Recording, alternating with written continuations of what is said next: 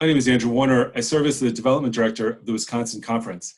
And today I'm joined by some colleagues as we think about Psalm 126. Hi, my name is Kathryn Kuhn. I've been a pastor in the United Church of Christ for about 20 years and delighted to be a part of this conversation with you. I'm Jody Hirsh. I'm the Director of Judaic Education at the Milwaukee Jewish Community Center, and I'm also really happy to be here talking to my colleagues. So Psalm 126 is used in the Christian tradition at a couple of different times in the year. We often read it during Advent and during Lent, two seasons of expectation and waiting, times when we're looking to what the future might bring, at times of hope and preparation, but also wonder and uncertainty. And that's really when we read it within Christianity. And in Judaism, it's interesting. There's not a particular time of the year where you read this psalm. This psalm is read just before we say the grace after a meal on a Sabbath or on a holiday. And those are times that represent great joy. In fact, people feel that you have to try and feel joyful on the holidays and on Sabbaths, and a big part of that joy is eating, and you say this after you've finished eating.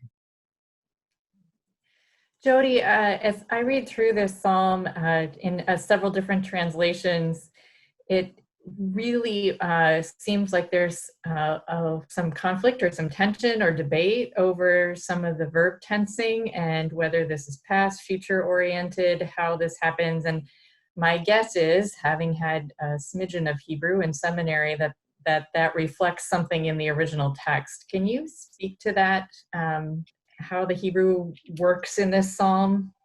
Yes, I mean, it is in fact very complicated, and I guess how you translate the text, oddly enough, you would think, okay, wait a minute, grammar is grammar, right? So is it past, is it future? Just let us know.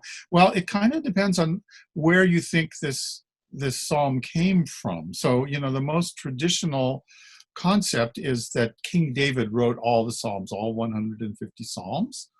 And that might be a little odd to many people because some of the psalms clearly represent something that happened after the time of King David, but that doesn't matter in the ancient Israelite context. So if you even look at the beginning, there's so many ways that it's translated.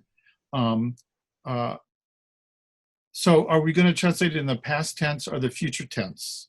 So it seems to be, it says, when the Lord returns our captivity of Zion, literally translated, it said, we were like dreamers. So that's in the past tense. Everyone agrees that is about coming back from the Babylonian exile. But you could say, well, wait a minute. If King David wrote the Psalms, he didn't know anything about the Babylonian exile. And so people who really want to believe that King David wrote it, they're going to translate it, we will have been as dreamers, or we will be like dreamers. In other words, you're projecting this into the future because perhaps King David had the wisdom or the information from God that this is somewhere in the future. Most modern scholars say, no, this was written probably during the time of Ezra and Nehemiah after the return from Zion after the Babylonian exile. So you have to say, we were like dreamers when we came back. So, but that is a tension. You're absolutely right. That is constantly through this entire psalm. Is it future? Is it past? And I think that if you read it as a poem, it means this is just universal in every age. And even in your own life, there are times when you feel sadness and there are times where you feel joy. And those two emotions are constantly in tension with each other, and they alternate throughout your entire life. So the tense is not important because these are universal emotions that you're going to feel throughout your life. And we've all, as human beings, felt it throughout history. But it's maybe also something that's true about those moments when we're caught up in social movements, right? That we feel a sense of real unity with people who have fought this battle before, and we feel their presence and their words with us.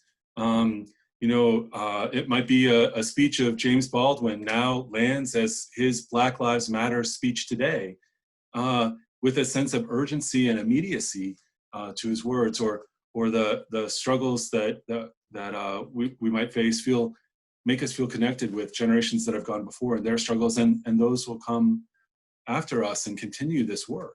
I think it's interesting how when we're involved in struggles of liberation, that our own sense of time may also really be fluid.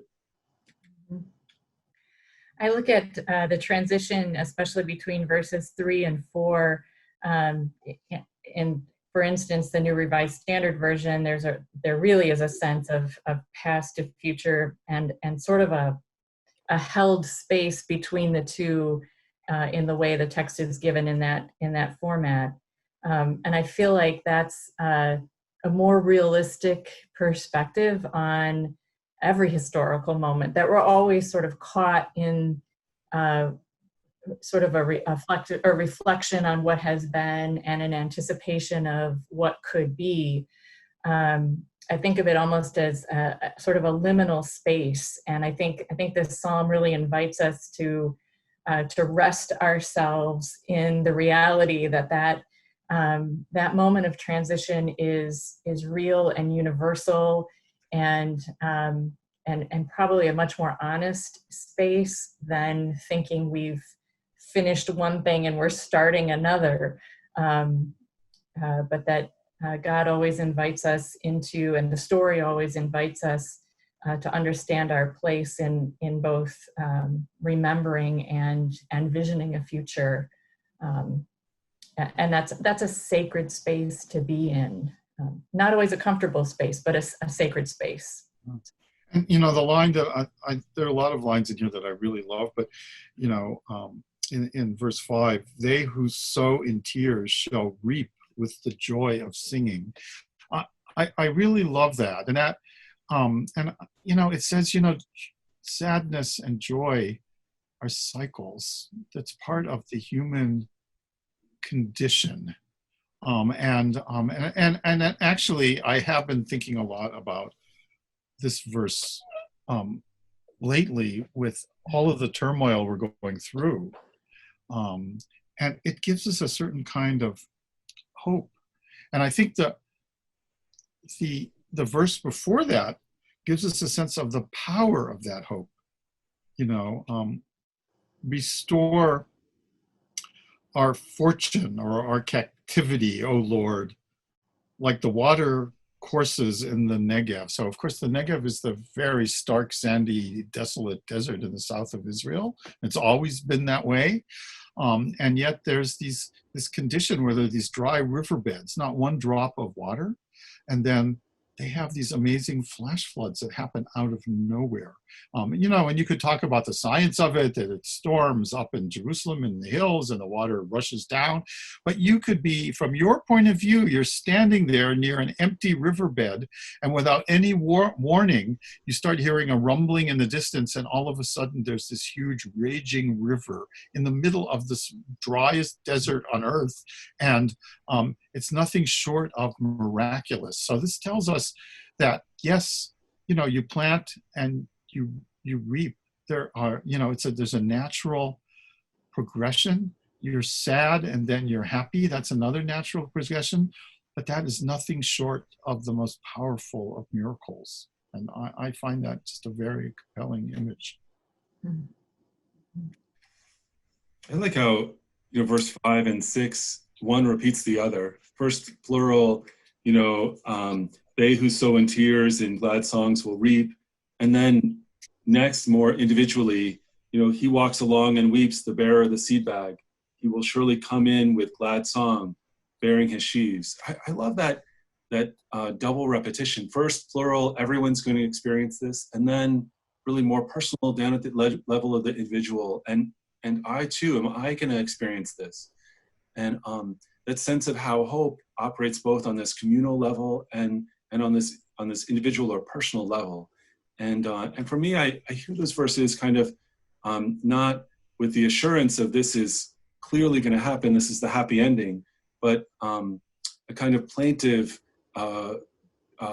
demand won't this happen? Isn't this going to happen? And that speaks to me.